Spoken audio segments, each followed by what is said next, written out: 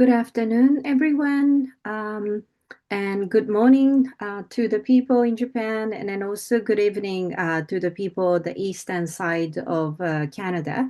I'd like to welcome everybody to this webinar report on U.S. military base construction in Okinawa, hosted by Canada-China Focus. My name is Midori Ogasawara. I will be the moderator for the event. I am an assistant professor in the Department of Sociology at University of Victoria. So first of all, I like to acknowledge where we are standing today. As an uninvited guest and a Japanese immigrant, I am very grateful to the indigenous peoples for letting me stay and then work on the land they have taken care of for thousands of years. I acknowledge and respect Ryukyu peoples, Songni Esquimalt, on whose traditional territory the university stands, and Ryukyu and Osage people whose historical relationship with the land continue to this day. This land acknowledgement is very relevant to the webinar today because we are having the very special speakers from Okinawa today. And then Okinawa is the indigenous land in Japan, which is located in the west, southwest in Japan. And so before I'm going to introduce the two special speakers, I would like to talk a little bit about the Canada-China Focus, which is hosting this webinar today. So the Canada-China Focus is based in the University of Victoria Center for Global Studies. And then we came together as a non-partisan space for the conversations on critical issues related to Canada-China relations. We are deeply concerned about we are deeply concerned that the current upsurge of anti-Asian racism and xenophobia in Canada is affecting the people in communities across the country. We are also concerned that this upsurge is shaping public discourse about the Chinese Canadians and Canadian policy toward China. Our vision is to facilitate constructive public conversations that develop a better understanding of China and in China-Canada relation. We seek to engage both countries in advancing global decolonization, justice, and in peace as essential elements of an independent Canadian foreign policy. As we cannot detach either country of Canada or China from the rest of the world, the peace group, which I lead in China-Canada Focus, is having a more like a wider approach to the peace creation in the region of Asia and the Pacific. That is why I thought it's crucial to have the conversation about the militarization of Asia and the Pacific. With that, I like to introduce today's the speakers. I'm so delighted to have the very special speakers today. The first, the Mr. Hideki Yoshikawa is an anthropologist and an adjunct lecturer at the University of Ryukyus and Meio University in Okinawa, Japan. He also serves as the director of the Okinawa Environmental Justice Project and an international director of the Save the Dugong Campaigning Center. His academic research and then civil society work focus on the environmental impacts of U.S. military bases in Okinawa. His English language writings available on the Asia Pacific Journal Japan Focus. Our second speaker is Ms. Satoko Oka Norimatsu, and she's a co-author of the book Resistance Islands, Okinawa Confronts Japan and the United States with Gavan McCormack. And she's a regular contributor to the newspapers Ryukyu Shimpo, Choson Shinbo, and an independent the Speech Forum. She's also an editor for the Japan Pacific journal, Japan Focus. And then he is actively the writing on the different media platform, including the Peace Philosophy Center's website, Facebook, and then X. Um, I am just so honored to get to know both of you. And then, yeah, very looking forward to the hearing your talk today. So today's webinar, first of all, the Hideki is going to give us a presentation for the first 20 minutes from Toronto. Hideki-san just arrived in Toronto a few days ago, so this is a very great timing for the Canadians to catch Hideki-san for this webinar. And then after that, the Satoko-san is now staying in Okinawa, and then she's going to give us a live report from the location called Shiokawa, where the people are protesting against the construction of the new military bases in Okinawa. And then after the two talks, we can have the time for the question and answer. So I open up the questions and then from the audience. You can either turn on your camera and then ask the question by yourself directly to the speakers, or you can also drop the lines in the chat section, and so I can read out on behalf of you. So then we're going to have about half an hour of the question and answers, and then this webinar is going to close at 6:15 in Pacific time. In Toronto time, I believe that's 9:15, and then in Japanese time, it's 10:15 in the morning. So thank you everyone taking time and then participating in this event. So the first speaker is Hideki-san. Please start when you are ready.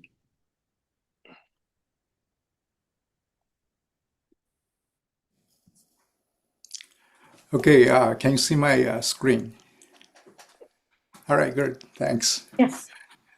Hi, everyone. Thank you, Midori-san, for the introduction, and I also appreciate the Canada and the China Focus for hosting this important webinar. I'm honored to have this opportunity to participate.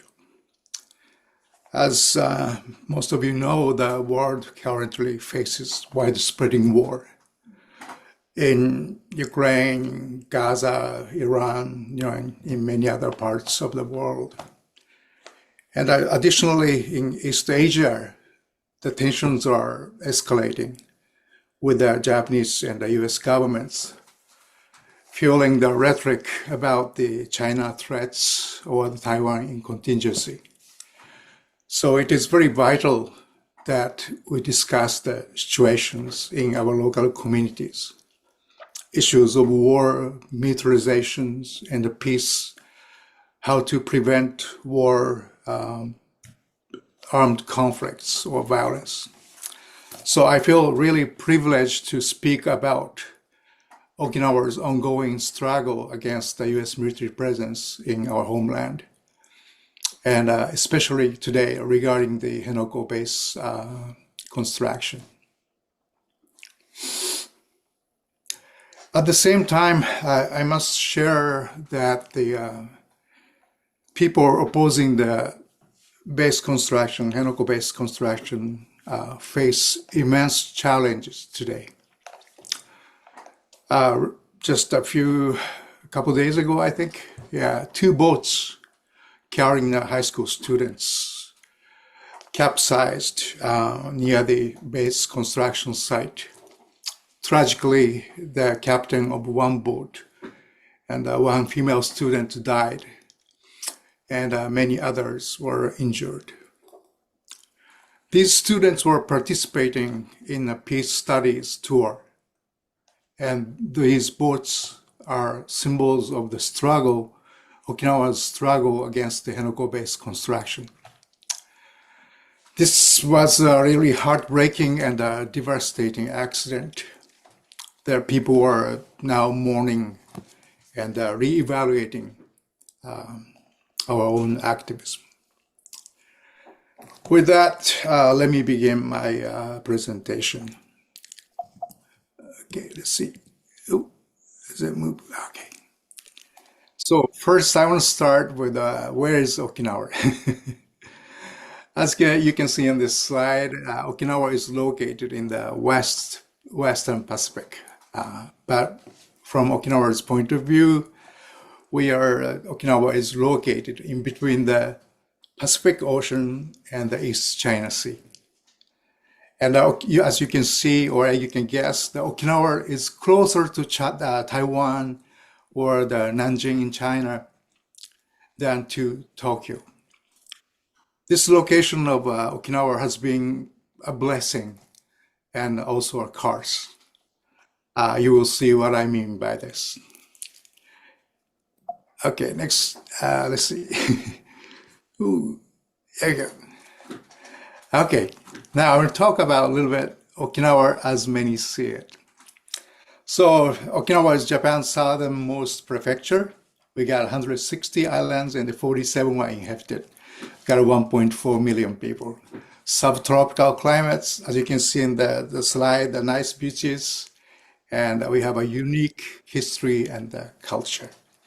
So this is a tourist destination, but at the same time, we have a US military bases. So when you think about Okinawa and the US military bases, I want you to remember, if you can, these two numbers, 0.6% and the 70%. Okinawa as a prefecture accounts for 0.6% of the total landmass of Japan. In that, 70% of US military bases in Japan are concentrated. There are 31 US military bases and facilities. And so when you look at the Okinawa as a whole, 160 islands, 8% of Okinawa's total area is occupied by US military. And when you focus on the Okinawa Islands, which you can see it on this slide, 15% of the Okinawa Islands is occupied by the US military. So when I drive, it's hard not to see the military base. This is the situation in Okinawa. And additionally, again, as I said, under the rhetoric of the China threats and the Taiwan contingency, the Japanese self-defense forces are expanding their presence, especially in the southern part of the Okinawa prefectures. Oh. I'm sorry. There you go. So why is Okinawa, my homeland or island, so militarized? To explain, I want to give you a brief history of Okinawa. So Okinawa was once an independent kingdom called the Ryukyu Kingdom. It was thriving in trade and a cultural exchange in Asia, East Asia and Southeast Asia. However, it had a very complex relationship with the what today are known as Japan and China. Ryukyu Kingdom was a tributary state of China, and after the Satsuma domain of Japan invaded the Ryukyu Kingdom, it came under the significant influence of the Satsuma domain. So the kingdom had to navigate delicate balance between the two powers. And in 1872, Japanese imperial government annexed the Ryukyu Kingdom, and the colonization begins. And in 1879, what we call dispositions of the Ryukyu was completed as the kingdom became Okinawa Prefecture, no longer a kingdom, but it's a now prefecture. And this assimilation of the Okinawan people into the Japanese culture or Japanese society begins. So that there's a prohibition of our languages, local languages, and the customs. So all those assimilation processes, maybe many of you are familiar. Then first move forward. In 1943, Japanese Imperial Army began seizing the land from Okinawan people and the local communities and start constructing air bases. Having colonized many parts of Asia, Japan was now preparing a war with the US military and it's in Okinawa. And in March 1945, the Allied forces, led by the US military, landed on the Okinawa Islands and the Battle of Okinawa. The only ground battle on Japanese soil began. Some 22,000 people lives are lost. That include 94,000 civilians. So it's in every 1/4 of the populations of Okinawa just perished. And in June 1945, the Battle of Okinawa ended, and in August 1945, Japan's unconditionally surrendered. Immediately after the Battle of Okinawa ended, the US military confiscated people's and the communities' land and converted into US bases and training areas. That set the footprints of the US military presence for the next 80 years until today. So on the left side of this photo is the Naha city during the World War II. It's Battle of Okinawa. It's completely destroyed. And on the right side, as you can see, this is the Phutema Air Station the US military constructed just right after the Battle of Okinawa.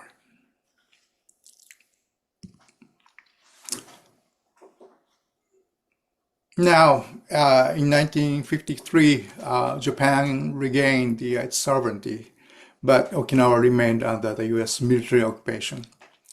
And during the occupation period, which is 1945 to 1972, Okinawa was again heavily militarized in the context of Cold War. Again, US forces confiscated more land and turned into US military bases. And during the Korean War and the Vietnam War, Okinawa became a launching point for the US military to engage in these wars.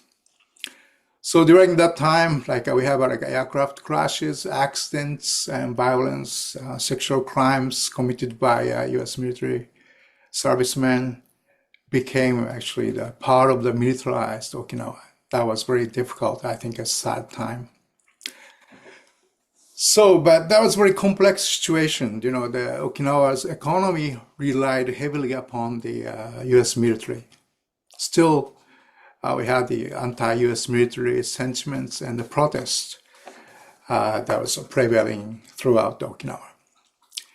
And on May 15th, 1972, Okinawa was returned to Japan, or returned to motherland, as some people said.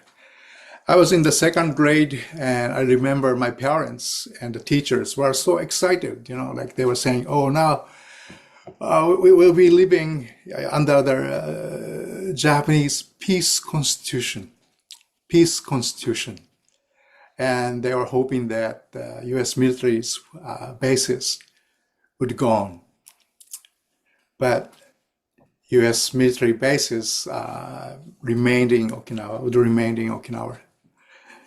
The geographic location of Okinawa, I think it's very suited well with the geopolitical ambitions of the US military and the US government. Now, the presence of US bases in Okinawa was formalized under the US-Japan Security Treaty and the status of forces agreement between the US and Japan. Now, I want to talk about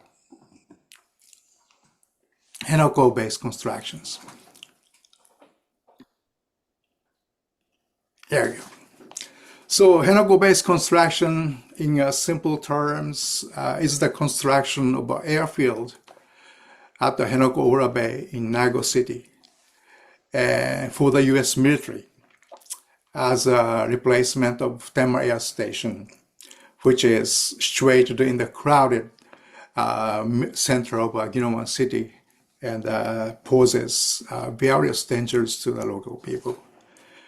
On this slide, right side bottom, that's the picture aerial view of Tenma Air Base. So it's really in the middle of the crowded city. And the upper photo, the photo above is the Henoko Ura Bay.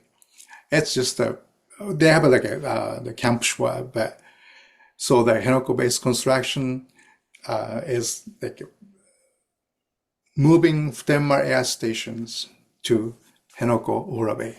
It's about like 35 kilometers.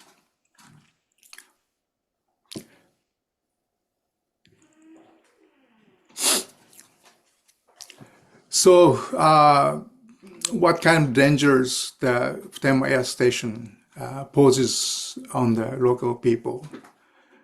Yeah, as you can see on these pictures, we have this the airplane flying over your head.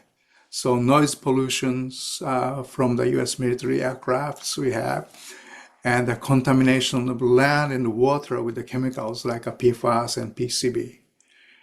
And amazingly, danger of object falling from U.S. military aircraft.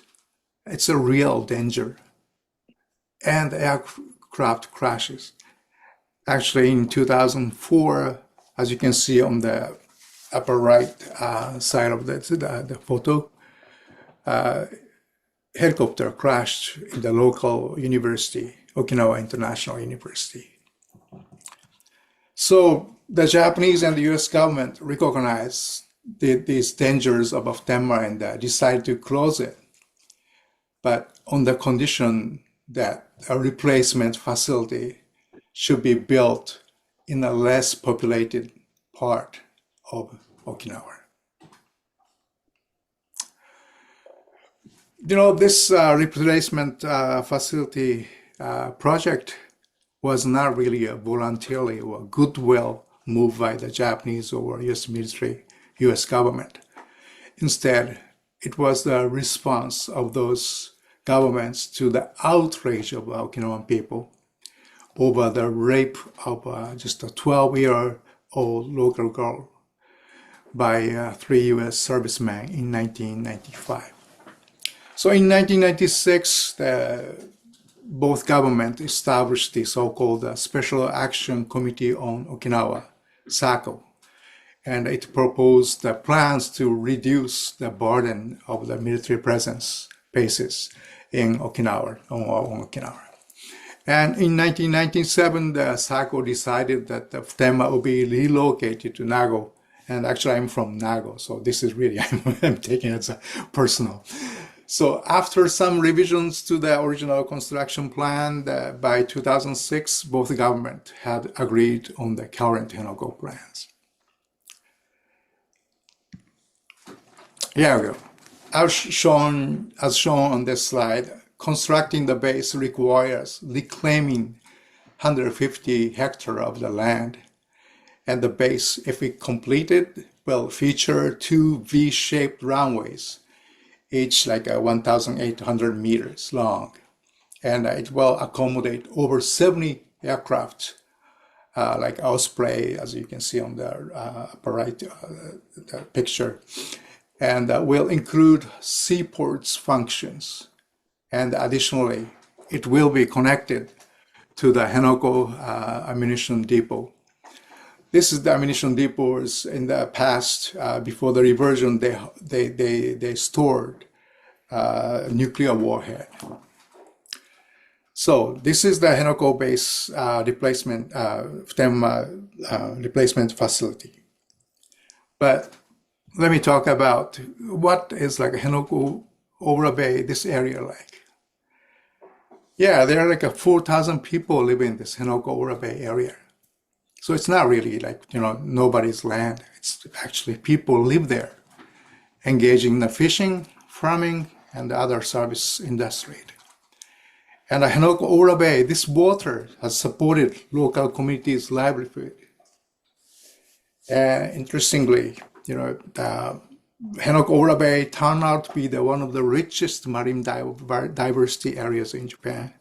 It is home to 5,300 species, including like 262 endangered species, like dugongs and the blue coral, as you see in the pictures. So this area, Henoko Ora Bay, it's like 35 square kilometers. In such a tiny, tiny area, you have so many species. So it's this like a magnificent biodiversity rich areas. In fact, in 2019, Mission Blue, that's a U.S. Environmental NGO, designated Henoko Ora Bay coastal waters as Japan's first hotspot for its biodiversity, as well as for the people's efforts to protect this area. I think we are very proud of it. So, majority of people in Okinawa have steadfastly opposed the Henoko construction, base construction, because like this is our treasure, and we don't want more burden of the U.S. military bases. So, we've been opposing this construction plan for the last 30 years. I think it's really amazing. I'll show some photos of how people were opposing this construction, base constructions, and Satoko-san will talk about more from Shiokawa, this live report, how the people in Shiokawa participate or opposing the base constructions. So we have rallies and also protests on the sea. And we have like a daily sit-in protest. And we, of course, do our meetings lobbying with the Japanese government. And 2019, we had a prefectural referendum regarding this Henoko base construction. 70% of people voted. They opposed this construction plan. And upper right, this picture, this is the picture local people led by the elders, praying for a sea god. In the traditional Okinawan culture, local people pray for a sea god for the safety of fishermen and the big catch. Now the sea god, for sea god, people pray that base construction would not be proceed. And of course, we have a lawsuits going on, and some environmental organizations conduct counter research to tell the Japanese government the environmental impact is real. And we also filed lawsuits in the U.S., Dugong lawsuits. And we also work with the International Union for Conservation of Nature, and we also lobby in the U.S. governments, the ones on the left on the bottom. This is from the 2014. I think it's a long time ago, but still, with other people, I talk with the Marine Mammals Commission. That's the U.S. independent agency that deals with the marine mammals, and again, dugongs. That's living. Henoko Ora Bay was the habitat of the dugongs. So we do lots of things, but unfortunately,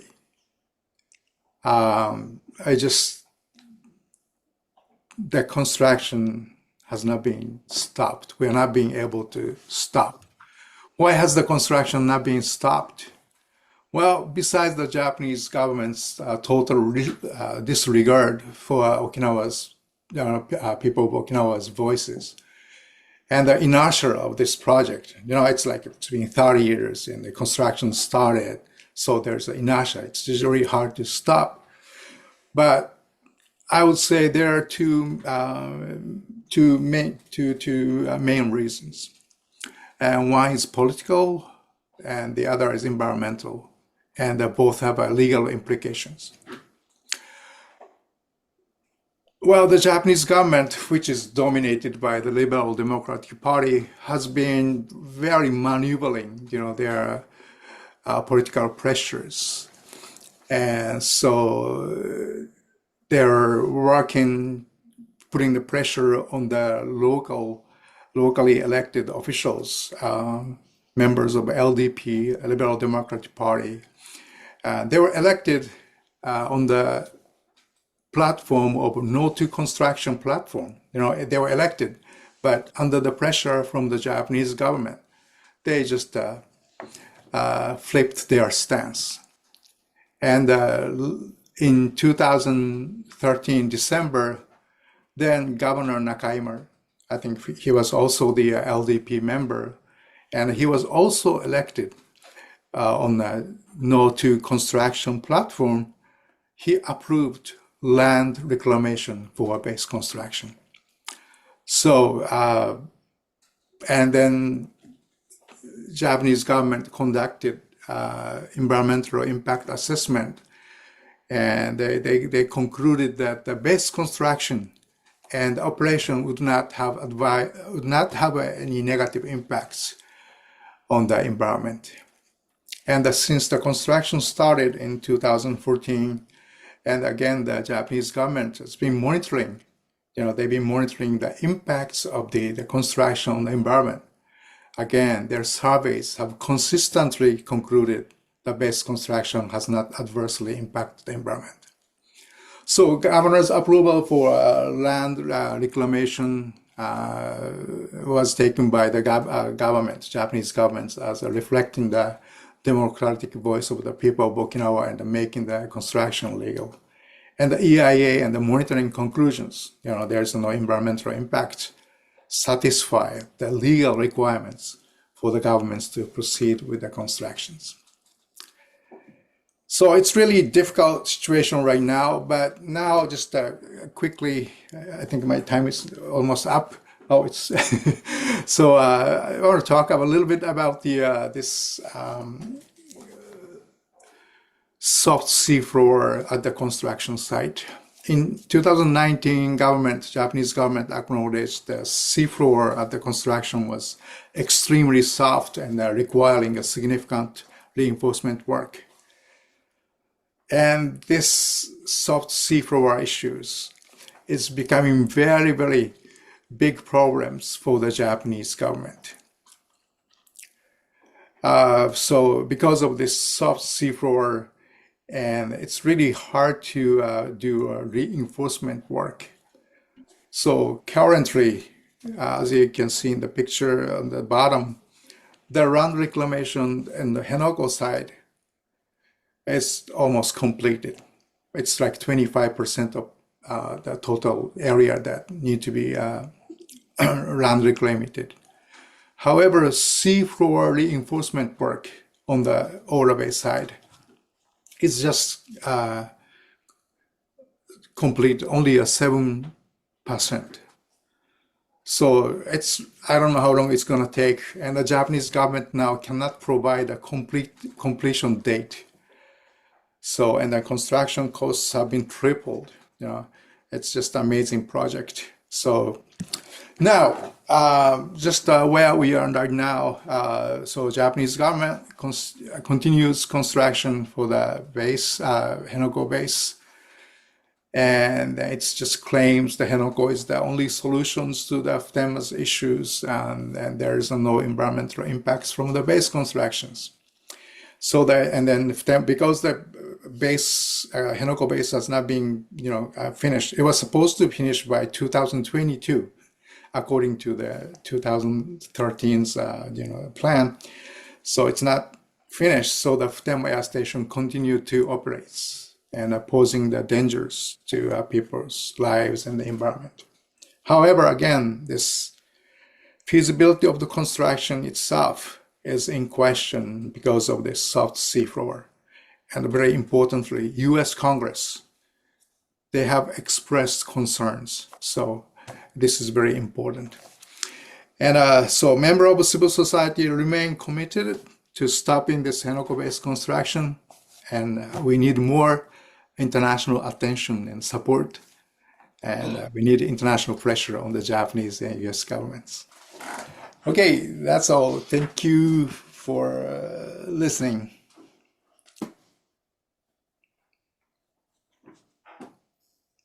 Thank you so much, Hideki-san.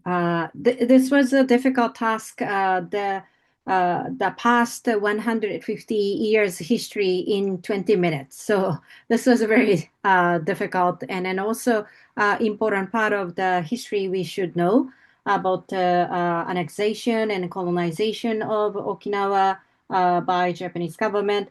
And then why so that tells, why the Okinawa overwhelmingly take up the US bases in Japan to this day. Okay, so then I like to turn the camera to Satoko Norimatsu, who is staying in Okinawa right now. So Hideki-san, can you stop the screen share? Is it like am I the only one who is still seeing? Okay, great, thank you.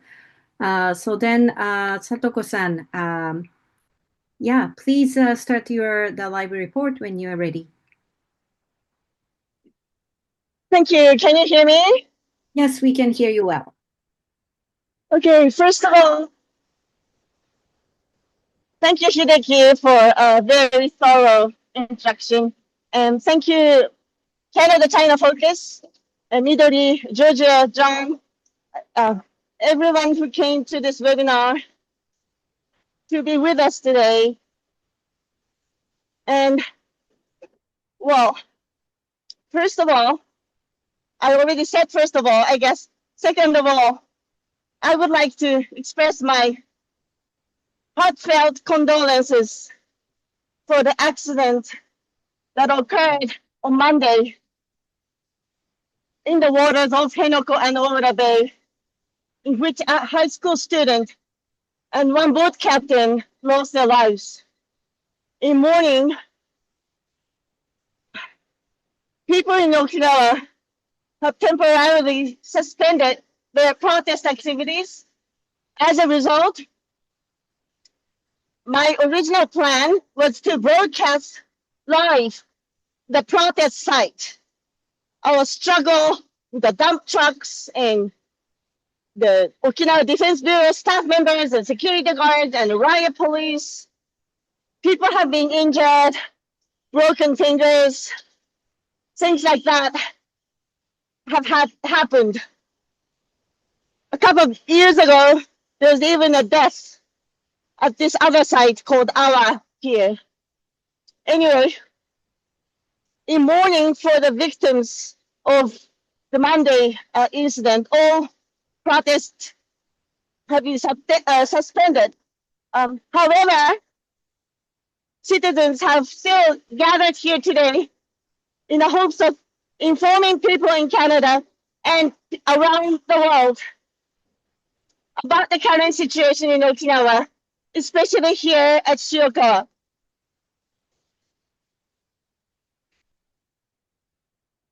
Okay, I'm gonna flip.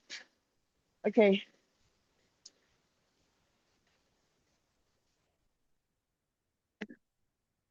Excuse me.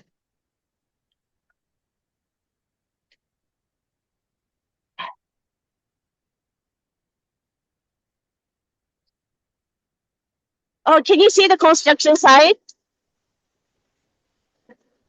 Yes, we can. Oh, okay, good. Here's Shiokawa Port in northern Okinawa. Not many people know where we are. We talked about Henoko. Shiokawa is also in northern Okinawa, but on the other side, on the western shore of the Motobu town. So it's about 40 minutes drive to the west from Henoko. and about 2 hours drive north of Naha. Here, Shiokawa Port in northern Okinawa, the transport of soil for land reclamation related to the construction of the Henoko base began in 2017. It's almost 10 years. According to local residents, this port was originally used to support remote island development. But now, most of the soil being transported is for the Henoko reclamation project. You probably saw during Hideki's presentation, like trucks after trucks, carrying riprap and soil. At the residents' briefing held in 2017, it was stated that 160 dump trucks per day would operate, starting from 8 a.m. However, the Okinawa Defense Bureau has not upheld this commitment. Currently, between 300 and 350 trucks enter the site each day. So here,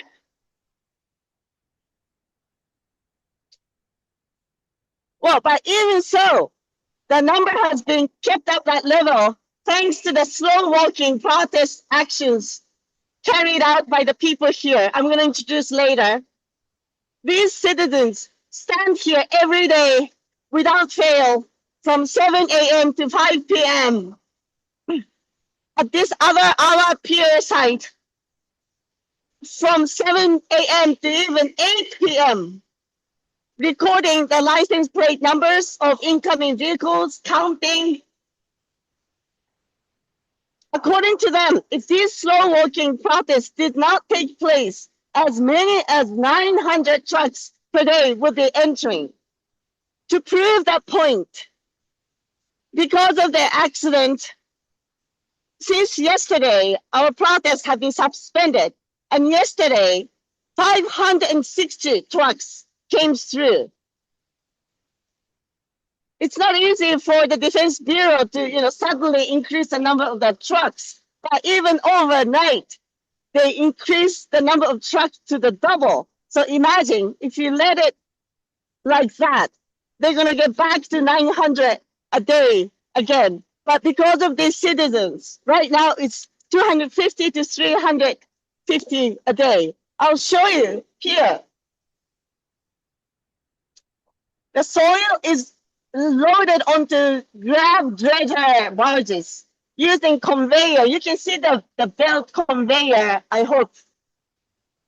The conveyor belts. There. Yes, I can see it.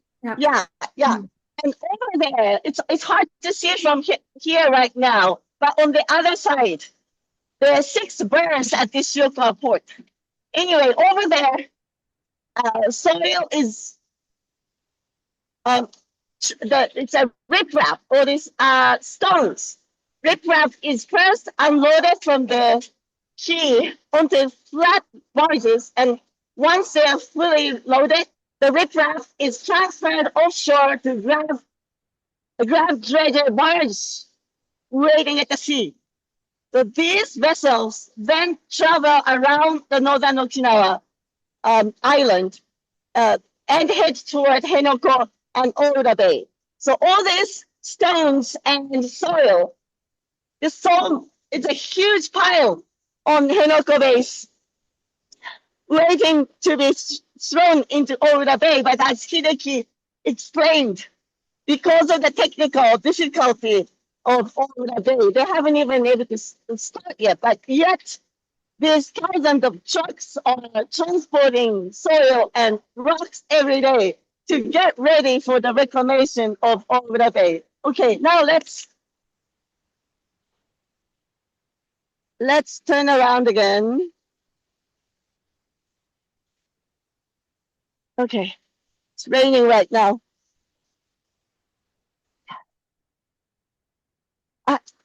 いいでしょうか。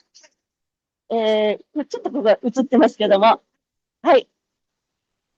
じゃあ、ちょっとインタビューしますので、お願いします。お名前とかは別にニックネームでもいいです。はい。あ、お名前お願いします。タツコさんです。This is Miss Katsuko. 何年ぐらいここに、で行動してますか8年と3ヶ月です。I've been protesting for 8 years and 3 months. 一言、この、基地をなぜ作ってはいけないんでしょうか ?Why is it wrong to build this base? なんですが、沖縄になんでこんなに、基地がいっぱいあるのに、これ以上基地を作らないといけないんでしょうか。それから、過去からずっと、沖縄の人たちは、私はここに移住してきたのですが、ずっと苦しんできたのに、またこれからの未来の人たちが苦しまないといけない状況をなぜ作らないといけないんでしょうか。はい、まずちょっとこれ、訳しますね。Well, Okinawa is burdened with so many bases already, so why do they have to build more bases? And well, I came here from the mainland to do this, but there's so many Okinawan natives, locals, who have been so much suffering from the military bases. So why do they have to build more bases? これからの未来の人たちのことを考えると、私なんかは残りの人生がもうちょっとですから、その未来の人たちが平和に暮らせるように、私たちが行動するっていうのは、未来の人たちに対する、私の責任だと思っています。And then there is a future generation. We have to do this for the future generation. My life won't be so long anymore, but there's a future generation that we have to work for. So this is why I'm doing this. ありがとうございました。はい、ありがとうございます。ちょっと渡ります。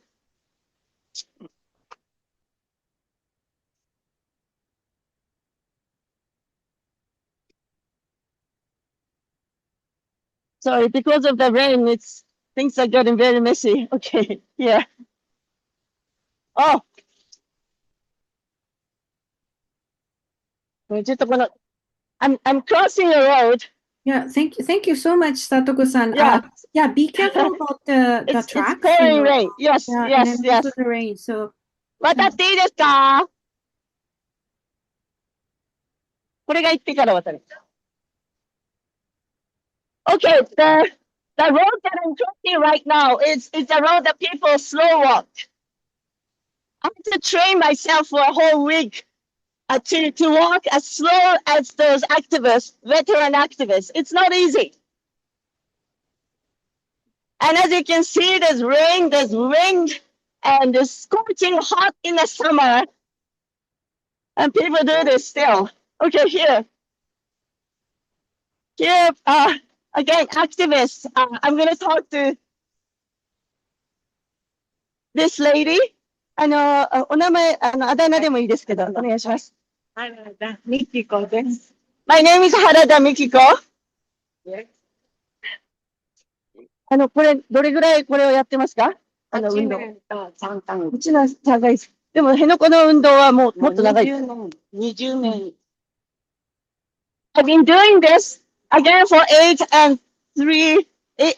years and 3 months ever since the protest at Shiokawa started.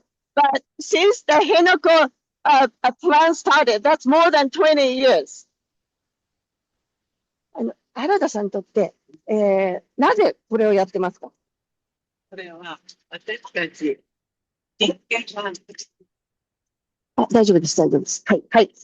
沖縄住民の人権が全く無視されている。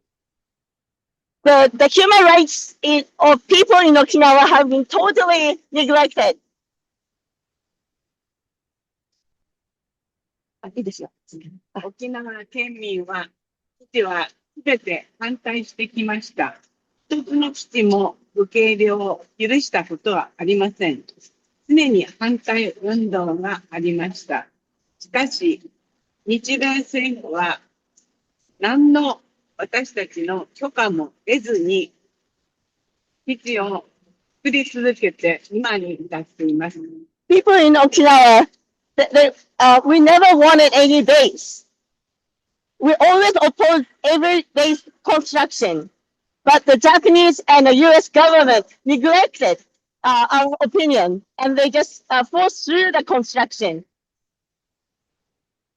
ベトナム戦争の時、沖縄から米軍が飛び立って、ベトナムで米軍がたくさんの生物兵器撒き散らしました。ベトちゃん、ドクちゃん、かわいそうな子供たちも生まれました。そのために沖縄は悪魔の島と呼ばれました。During the Vietnam War, the US used the biological weapon on children of Vietnam, and the tragedy of deformed children like Vet and Doc. And the launching, the Okinawa, the US bases in Okinawa were used as launch pad for the attacks on Vietnam. So we were called, the Okinawa was called the Devil Island. 今もイランに向かって沖縄から海兵隊が攻撃に出かけています。決して許すことはできません。沖縄県民は強い平和の願いを持っています。それは世界で初めての悲惨な地上戦、世界一ひどかった地上戦を経験した沖縄県民は当然です。これ以上、世界の人々を殺戮したり、苦しめたりすることを県民として許すことはできません。Even now, the Marines have been deployed to Iran from the US military bases in Okinawa. We cannot allow this. ごめんなさい。後の方に言ったことなんです。そうだ。イランの後に何としたんです。沖縄県民は許すと。Yeah. Oh, yeah. Well, the people in Okinawa have experienced the most fierce battle, the bloody battle in the Second World War. Because they experienced this, we can never allow further militarization and US troops departing from Okinawa for the wars anymore. 世界の人々と平和に暮らしたい。これはみんなの願いです。Our wish is to live peacefully and harmony with the people around the world. カナダの人々も私たちと連帯して平和のために戦ってください。I hope the people in Canada to form solidarity with us and keep struggling with us, please. ですか。ありがとうございます。いいです。お願いします。お名前を、あだ名でも大丈夫です。はい。ムツコ。My name is ムツコ。はい。沖縄ご出身。はい。ご出身はどちらですか？沖縄県那覇市です。I was born in Naha, Okinawa. この、辺野古反対の運動はもうどれぐらいやってますか？2015年ぐらいから、なので、10年以上。I've been protesting since 2015. 沖縄出身の、方としてですね、この運動をやっている理由っていうのを教えてください。よく聞かれるんですが、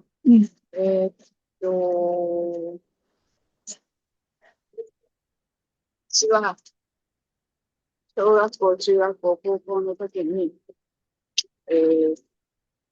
社会科の授業で、日本は憲法9条があるから、戦争は絶対しないというふうに思って安心していました。けれども、10年以上沖縄に基地がかかり続けていること、それを疑問に思っているし、戦争の足音が聞こえるというふうに、かつて戦争を経験した人から聞いているので、それが、まあ、危機感を持っています。Growing up in Okinawa, elementary school, junior high school, I believe that the Article 9, the Peace Constitution of Japan, would make Okinawa peaceful. But that wasn't the case. For 80 years, the US military is still here. And people who have experienced the Battle of Okinawa, they say that another battle is coming. The war is on the way. So this is why I'm doing what I'm doing. あと、今、このプレートに、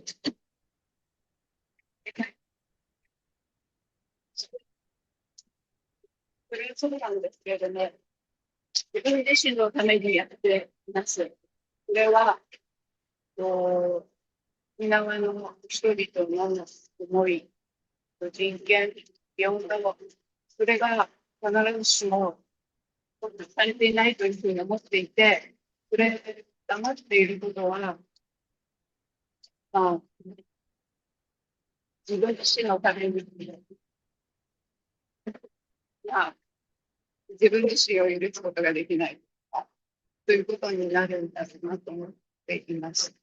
でも実際、そんなこともあるわけで、時々どうしていいのか考えます。Okay, my placard says, for the sake of our children and grandchildren, but I'm really doing this for myself, because if I don't do it, I won't be able to forgive myself. So this is what I'm doing. But sometimes I just feel like I don't know what to do. But here I am. ありがとうございます。じゃあいいですか。はい。はい、お願いします。じゃあお名前はい、あだ名でもいいです。はい。日高佳代と申します。My name is 日高佳代。どれぐらいもうこれをやってますか？もう5年ぐらいあちらに通っています。I've been coming to Shiokawa for 5 years. この住民です。I'm a resident. I'm a local resident of Motobu town. 何でもどうぞ言いたい。ここにですね、緑の山ロンドンを削られ出して、今もうグランドキャニオンのようになってるんです。Well, all the mountains, the local mountains, because of the excavation of soil and rocks for the reclamation, the local mountains now, what it looks like? It looks like Grand Canyon. この海がソーレンドが埋め立てられている話は皆さんよくご存知だと思います。こちらの山がどんどん削られて、ほとんどこのような山がそのまんまオーロラに埋められている状況になっています。Well, we talk about Henoko and Oda Bay. We talk about the ocean all the time, but we shouldn't forget the mountain. Our local mountains are being excavated. So it's like we're taking the whole mountain and dumping it in the ocean. はい、この山にもいろいろな生き物が住んでいるわけです。その生き物をそのまま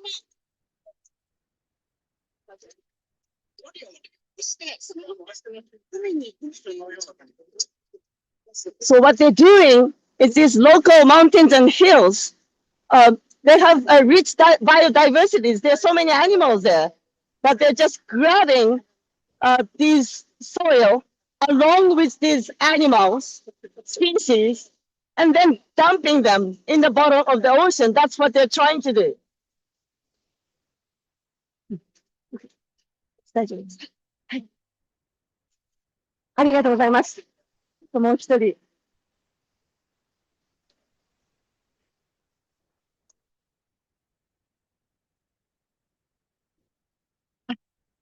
お願いします。ちょっとお話を聞きたいんですけども、はい。お名前、あだ名でも大丈夫です。静子です。My name is Shizuko. はい。沖縄の方です。はい。はい。ご出身はどこ？元部長です。I'm a local Okinawan. I'm from this Motobu town. 元部長出身の方として、今、ここに起こっていることについてどう思いますか？自分のふるさとである山が削られ、オーラが埋められていく。これはとても悲しいことです。海砂問題もあって、今本当に沖縄が沈没するかもしれないという事態が起こっているのに、米軍基地を新たに作るというのは許しがたい行為です。Well, it's so hard. It's so painful that my hometown, you're taking the soil from my hometown and using it for the reclamation of Oida Bay. And there's a bigger problem with the sea soil excavation as well. So it's almost like the whole Okinawa island is sinking because of the work. 他になんか付け加えることありますか？なんかはい。このできもしない米軍基地をしているのは、本当に、経済界の委託以外にないと思います。これ、大変な税金を使って作られてるわけだから、国民すべてが怒りを持って、この工事に、中止するようにしていただきたいと思います。This is nothing but the business interests of the Japanese government and corporations wasting so much of taxpayers' money. So this is a Japanese problem. We want the Japanese people, Japanese taxpayers, to stand up against the Japanese government and stop this. ありがとうございます。もう一人。よろしいでしょうか。もう一人。はい。私もはい。一言だけ。はい。お名前、ニックネームでもいいです。くまちゃんです。My name is くまちゃん。沖縄の出身ですね。はい、どちら出身？うるまです。うるま市。I'm from うるま City, 沖縄。何年ぐらいこれをやってます？この運動をやってますか？この運動、最初からですね。もう、最初から。最初、辺野古の案が。そう。もう20年以上。I've been in this protest for over 20 years since the inception of the Henoko-based construction plan.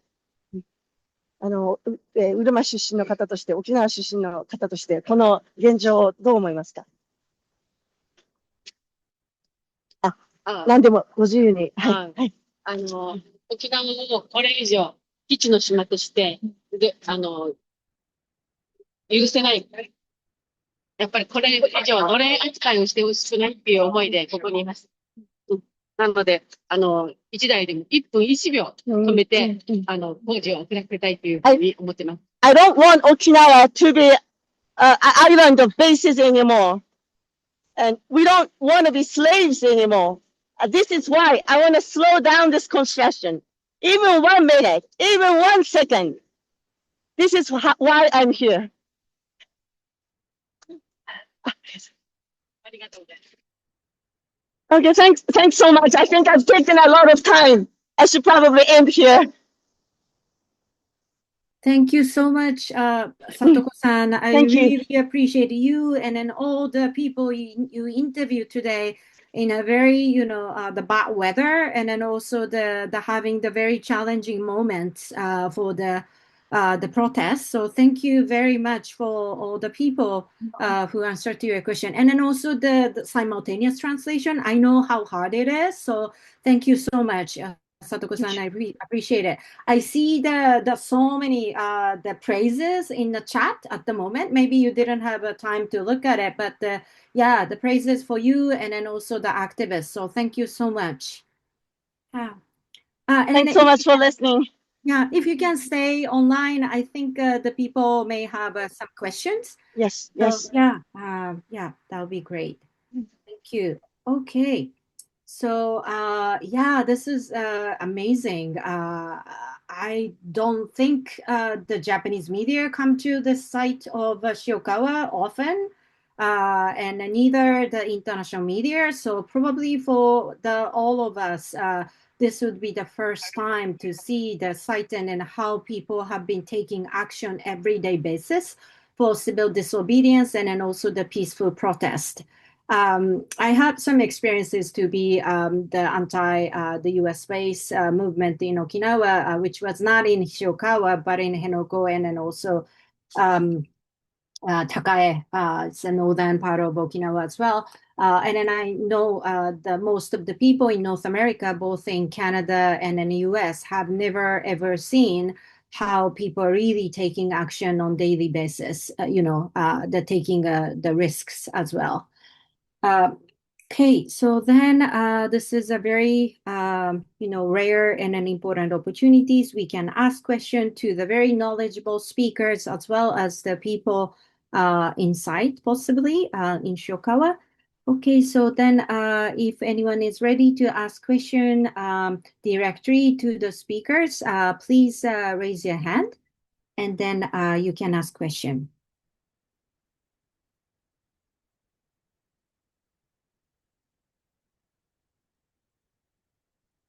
Okay, so then I don't see the hands at the moment. So then I can probably start with the questions posted on chat section.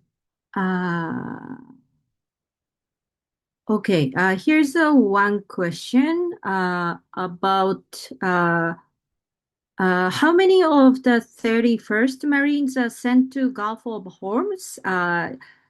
Would they return to Station Okinawa after the war with Iran?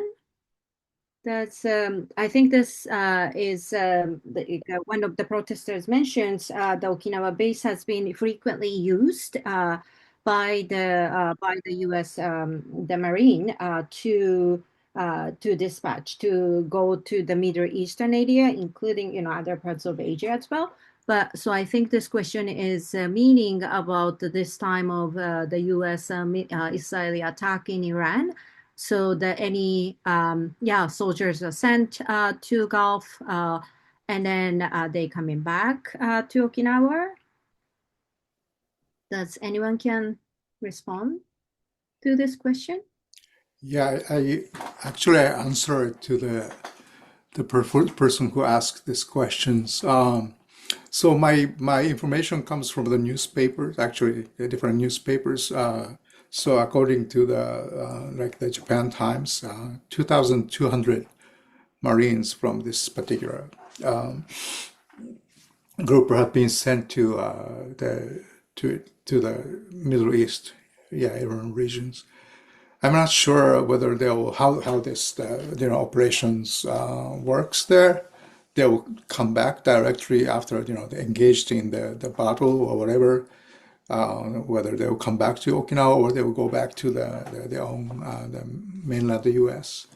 So that part I don't know, but 2,200 Marines have been sent to Iran or into that area from Okinawa.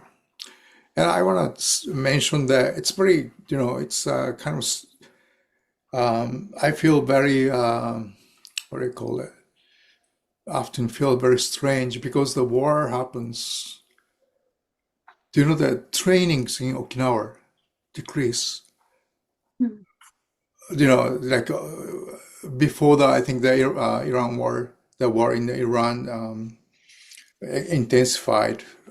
I always hear lots of airplanes, U.S. military aircraft doing the exercises. But right now it's kind of quiet. So when the military exercise become quiet in Okinawa, that means like they are sent to somewhere else. So it's really sad, It's very strange feeling because we always oppose this training. It's noisy, stop this.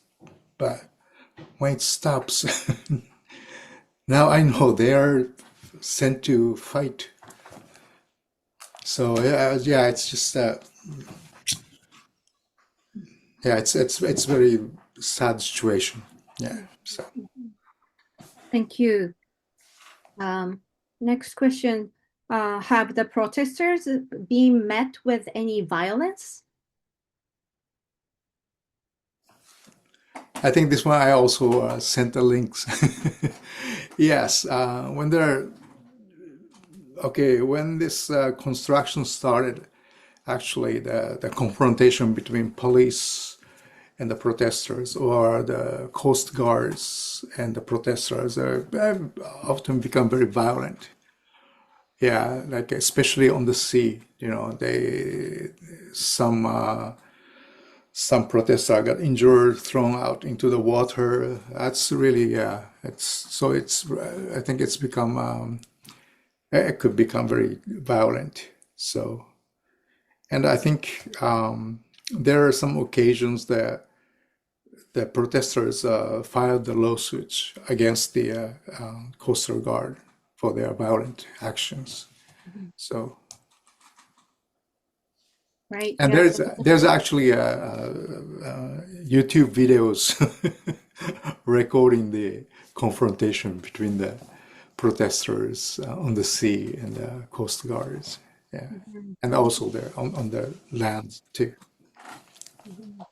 Right. Yeah. And then also, I like to add the activists and also the people, the citizens who take action against the construction, they are also placed under the very heavy surveillance by the police, and then also the part of the government officials. And then I know more than several people have been arrested by the police and then also the government. So yeah, there are some court cases too. I'm very afraid of those. Surveillance technology has been very intensified against the Okinawa activists. And that is happening already in Iran and other parts of the world. The American and the Israeli has been attacking. Okay, I see the two hands. So then Kevin Martin, would you like to turn on the camera and then ask the question? I can't turn on the camera, unfortunately, but the question, and I put this in Okay, I can hear you. Yes. I was honored to go to Okinawa long ago, and it's one of the most beautiful places I've ever seen on the earth. And the US bases are, of course, a horrible stain on such a beautiful island. But in terms of the geopolitical reality now, it seems to me, and the bases should be removed regardless. But in terms of US power projection, if the US were somehow, foolishly or not, going to try to intervene militarily on behalf of Taiwan in case China attacked Taiwan, wouldn't that make Okinawa a target? China could decide to attack the US bases on Okinawa. Uh, I would expect that. And I would think that that would get people's attention. Certainly, Japan would not like being dragged into that. But it seems to me that that is a real danger. Thank you. Would you like to respond to that question, Hideki-san, or Satoko-san? Are you stay online? Are you still there? Yes, I'm here. Okay. Yeah. Did you hear that question? Would you like Yes, to answer? yes, I just heard that. Yes, the Taiwan question. Yeah. Yes. Well, there's a heated discussion over this issue in Okinawa too.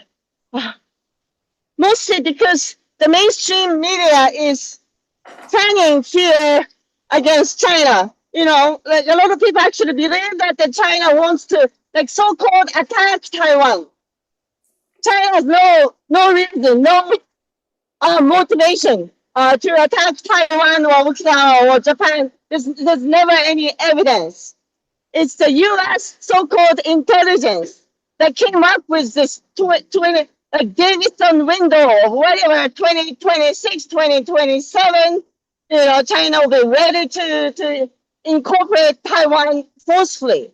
You know, China has never said that. There's no such plan. And the U.S. came up with this kind of plan or fabrication of the plan to prepare or to raise or to create an atmosphere the war atmosphere. And unfortunately, because of the mainstream media, it's been successful even in Okinawa. It's so unfortunate. Okay, my answer to that is, of course, Okinawa could be a target, and that's why people are opposing this military bases. And I'm sure the Okinawan people have different opinions. My most important pressing issue to change that notion, or change the mood or atmosphere of war, trying to stand up against the mainstream narrative of China is a threat and US is a democracy, Japan is a democracy. No, it's totally opposite. That's what I think. Thank you. Hideki-san, would you like to add anything? Sure, yeah. First of all, I agree with what Satoko-san said. You know, like when you look at the history, we never attacked by China, basically, right? The U.S. militaries came and then killed lots of Okinawans. That's the fact. And then so, but at the same time, you know, there's the propaganda of this by the Japanese government and the U.S. government, you know, China threats could actually trigger some kind of, you know, violence, armed conflict. And we really worry about it because we live in areas where we are surrounded by U.S. military bases. Take a look at the Futenma Air Station or Kadena Air Station. That would be the first targets, you know. So people are living around these areas. I'm sure they are really, really worried.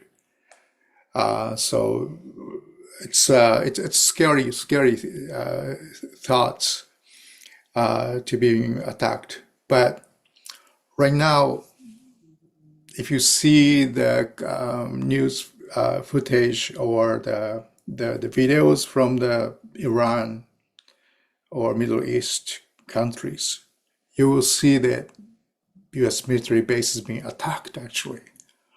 So yeah, we are learning lots of important lessons from the Middle East. Very unfortunate situation, but I think we are learning a lot.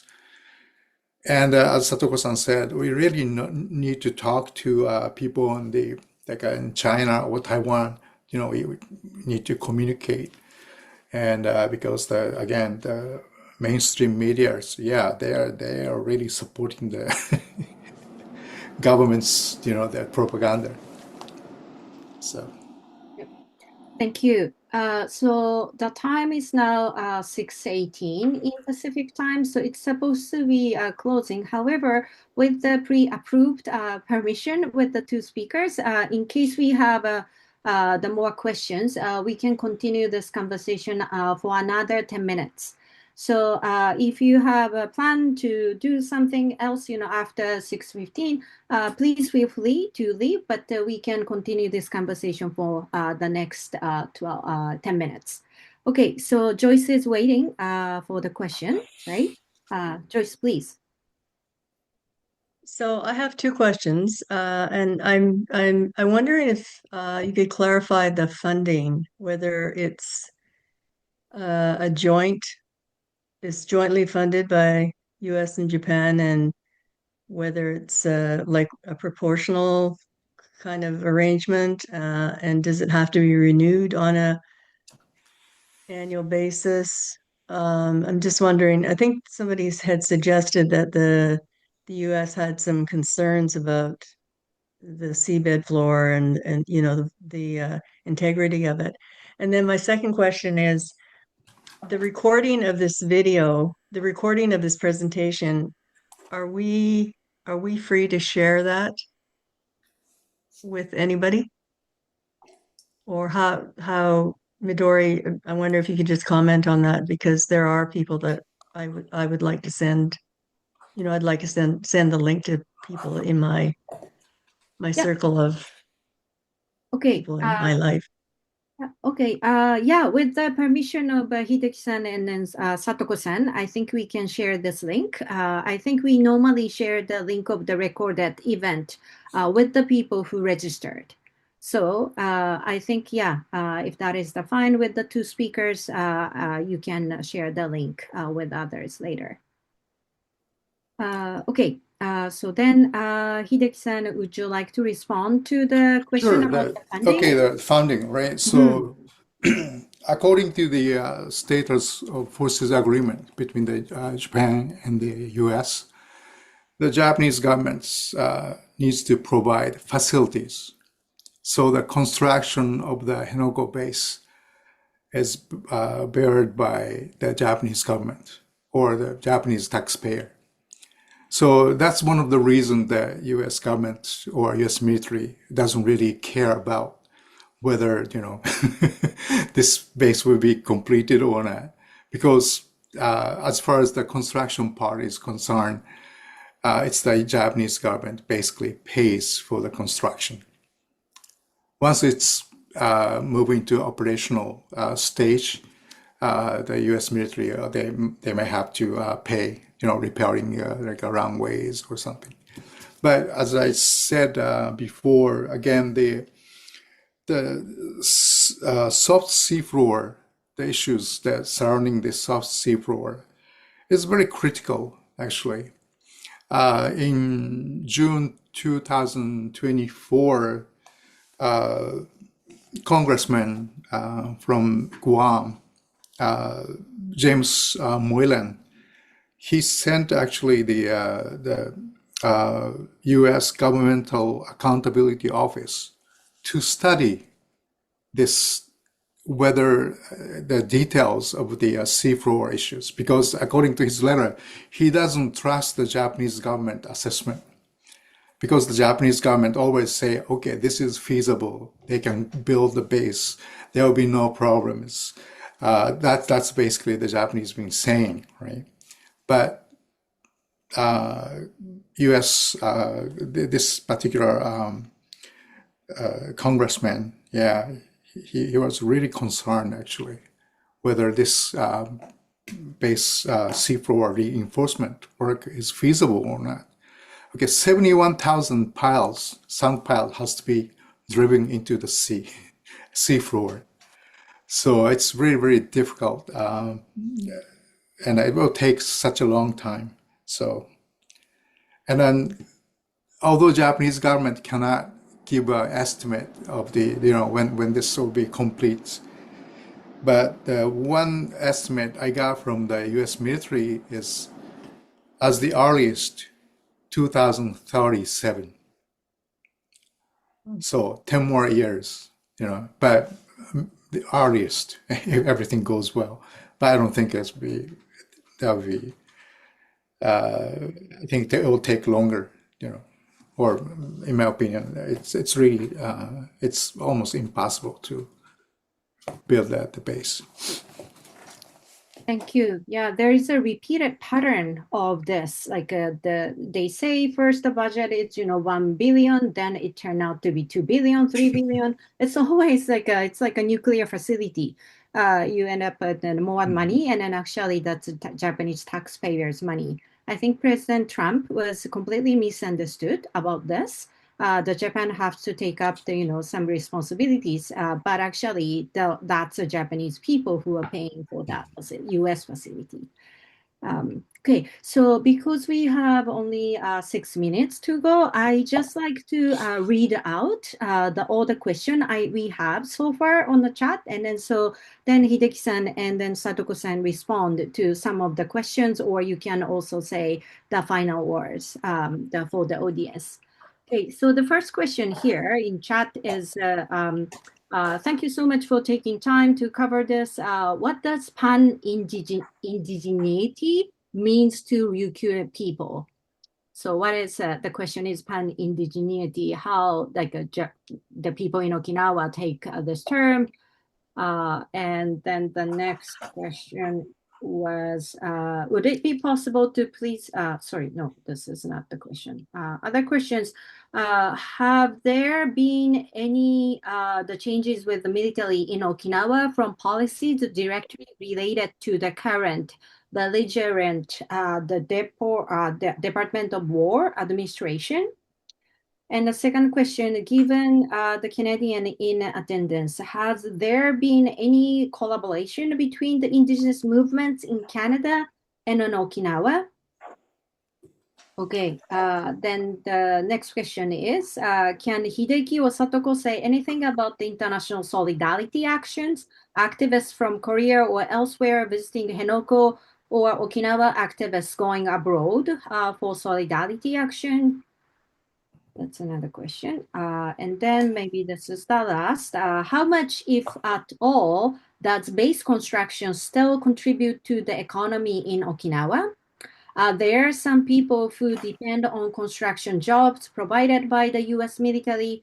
In Canada, environmental destruction is often justified by everyday citizens through economic rationality. Is this the case in Okinawa as well? Okay, I think that's the question I found so far. Okay, so then Satoko-san, are you still with us? Can you respond to any or all of these questions?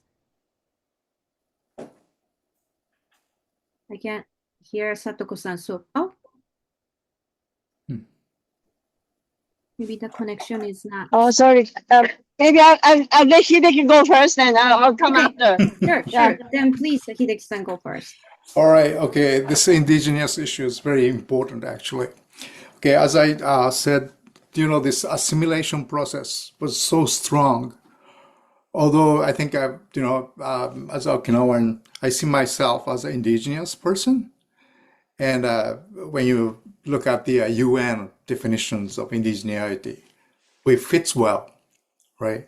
But they're actually the Okinawans who don't want to consider themselves as indigenous people. They will say, we are Japanese. So it's very interesting situation, that's the power of the assimilation, it's so strong that there is actually the municipal assembly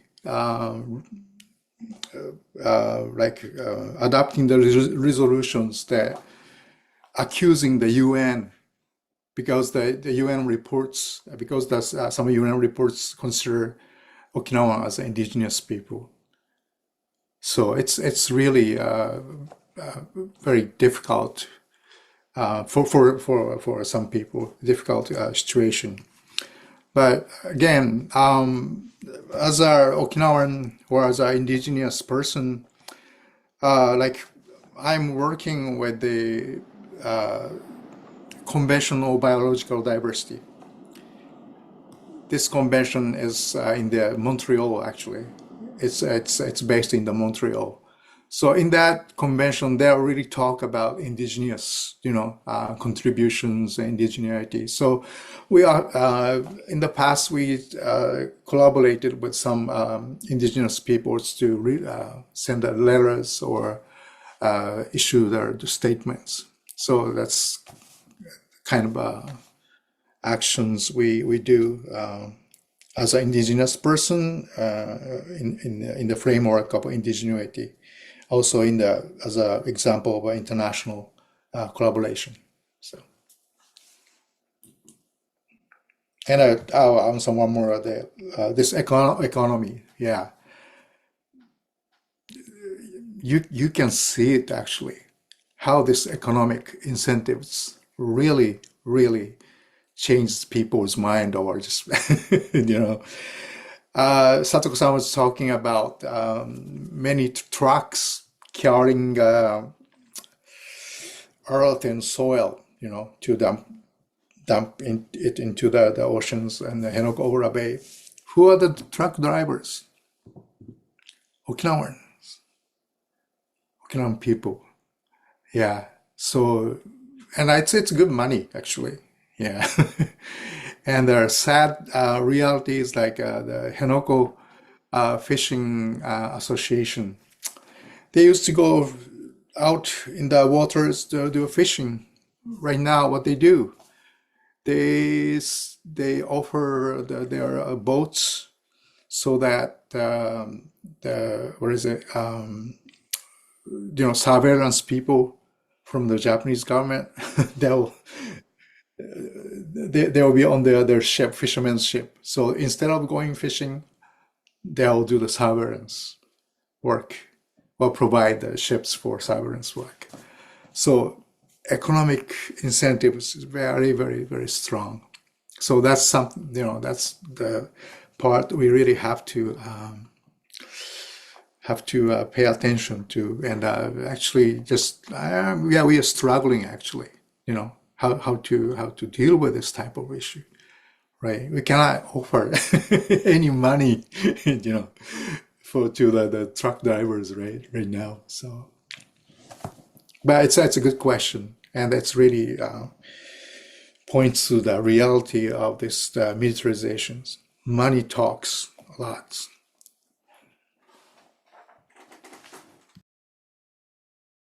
Thank you. Satoko-san, can you respond to the question now? Oh, yes. I wanted to touch on the indigeneity of Okinawan, but I'm not an Okinawan, so I'm not in a position to comment on it, except just to respect it. I totally respect the indigeneity of the Okinawan people. I wanted Kuma-chan, who's from Okinawa, to comment on this. さっき言ったように、はい、先住民、としての、ご自分について一つコメントをお願いします。ですね、先住民っていうふうに意識してるわけじゃないんですが、普段が。だけど、沖縄は、もともとは琉球王国っていう一つの国だったんですけれども、日本の、薩摩藩っていう、鹿児島の向こうから沖縄に侵攻して、沖縄を、支配して、ずっとここまで来て、沖縄県っていうふうに勝手に決められて、やってきて、で、さらに今にまた、沖縄植民地、その流れで沖縄の植民地扱いをしているっていうふうに私は考えてます。I don't live everyday life feeling I'm an indigenous person, but I think I am because Okinawa was originally a kingdom of Ryukyus, and that kingdom was invaded by the Satsuma, and then eventually Ryukyu was made into one prefecture of Japan.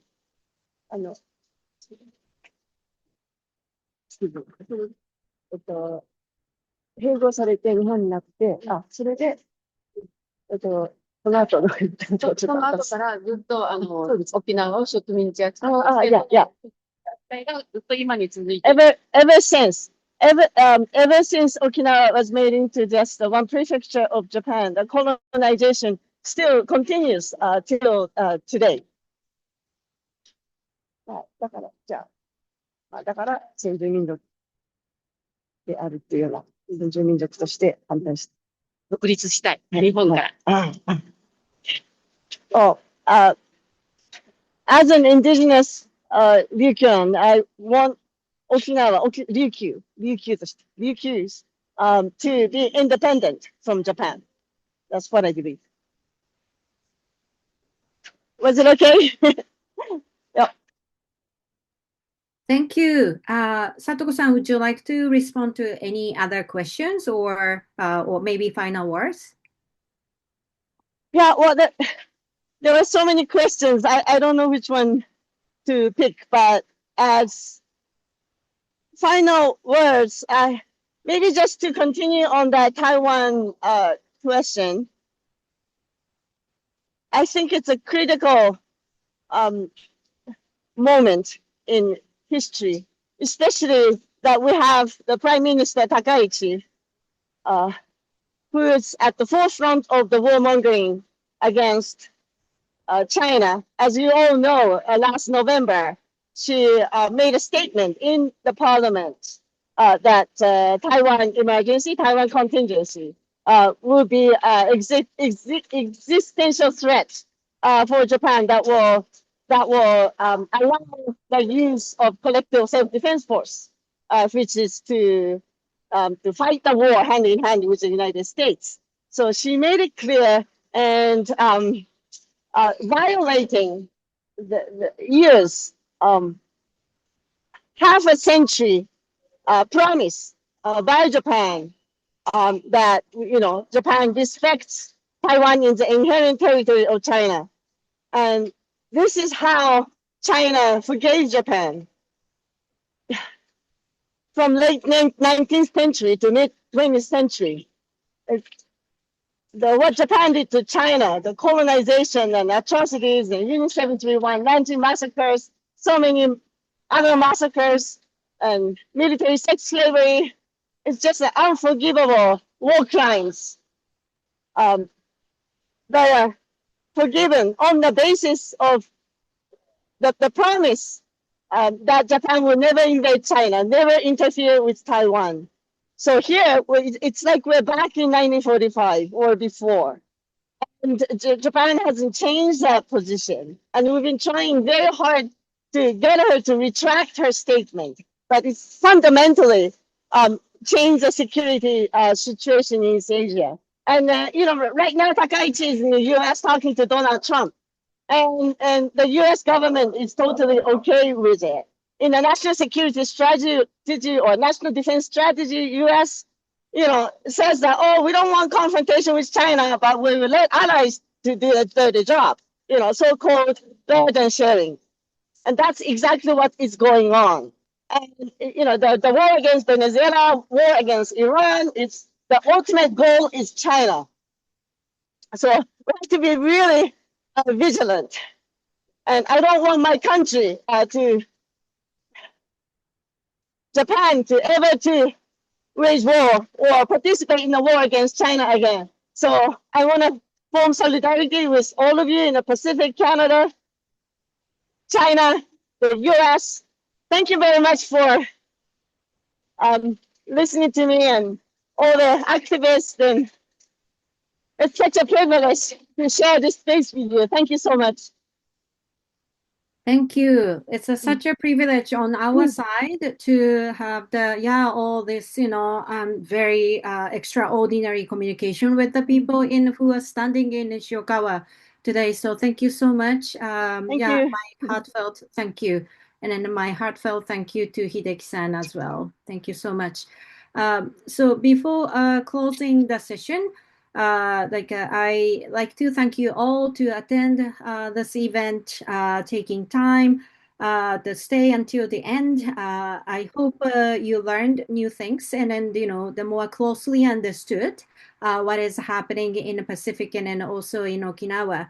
The Canada China Focus is going to have the more events this coming summer and then also in the fall to enhance the conversation, to create the peace, the more peaceful relationships among the different the regions in the Pacific and in Asia.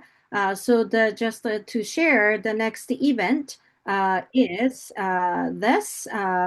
It is, I hope you can see it. It's actually my book launch. As Satoko said, it's rarely known what happened in China and in Japan relation 15, 18, years ago or even before the Second World War. So this book is about that history.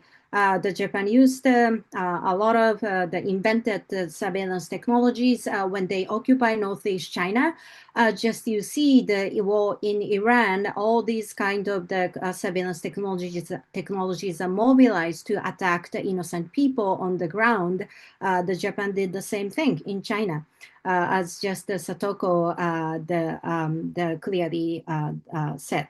So if you are interested in, and then also, interested in knowing the more of the history, I think it is very important to know this history to understand the current, the political the situation and the climates in Asia. You will be, yes, so you're welcome to this event. So with that, I like to thank you all, and then we like to continue this conversation in China, Canada, China Focus. Thank you so much.